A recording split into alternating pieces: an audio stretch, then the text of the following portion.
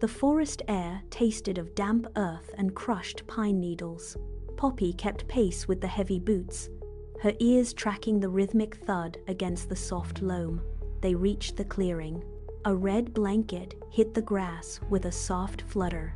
"Stay," the voice commanded, before moving toward the berry bushes. Poppy settled, eyes fixed on the retreating figure, until a flash of iridescent blue cut through the shade. A butterfly. It dipped low, spiraling past her nose. She stood, muscles coiled, and took one tentative step.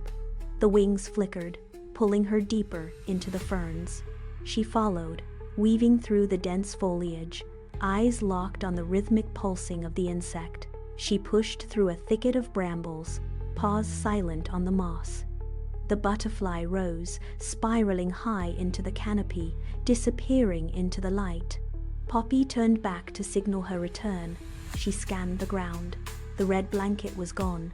She circled once, twice, nose to the dirt, but found only endless rows of identical oaks.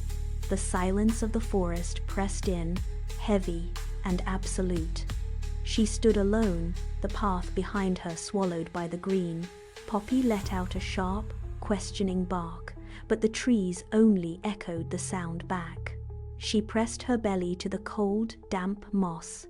A rustle from the low branches drew her gaze. A red robin landed just inches away, head tilted. "I am Ruby," the bird chirped, its wings snapping open, then shut. From a nearby burrow, a mouse named Milo darted out, his whiskers twitching rhythmically as he assessed the path. A hedgehog, Hazel, emerged from beneath a pile of dried leaves, followed closely by a small, alert bunny named Benny. They did not wait for an invitation. Milo circled Poppy, nudging her front paw with his nose. "We know the way," he squeaked. "Follow." The sudden presence of the group broke the suffocating weight of the silence. Poppy stood, her tail giving a single, tentative wag. Ruby took flight, fluttering a few feet ahead to act as a guide. The team moved through the ferns in a tight formation. The fear of being lost began to recede, replaced by the steady rhythm of paws on soil. They moved with purpose, eyes scanning the trail as they led her away from the shadows and toward the sound of water. The sound of rushing water grew from a murmur to a roar. The group emerged from the brush and stopped dead. Before them, the stream cut a wide, jagged scar through the forest floor. The water churned, white foam snapping against slick, dark stones that sat far too deep for small legs to jump. Ruby fluttered above, her wings beating hard against the spray. Milo paced the mud, his nose twitching in frustration. The path was severed. Poppy stepped to the edge, her paws slipping on the saturated earth.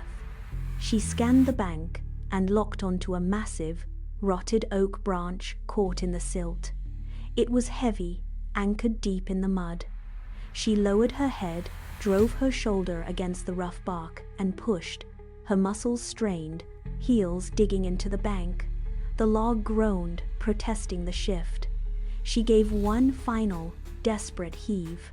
With a dull thud, the wood pivoted, swinging out over the current until it wedged firmly against the opposite bank. The bridge held. Poppy stepped back, chest heaving, as the group hesitated for only a second before scrambling across the makeshift crossing to the other side.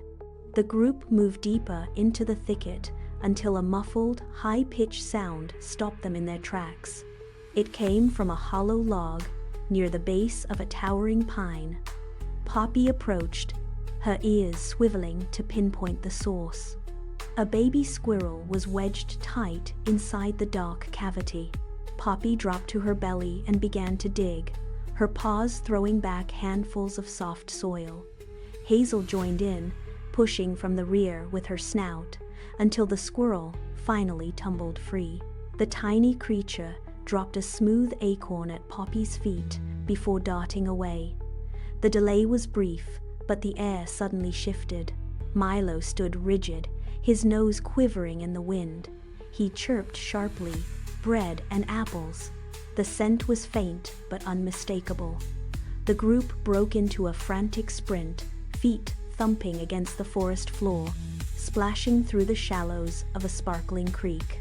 The dense trees finally parted, revealing a patch of green grass and a red blanket spread under the sun.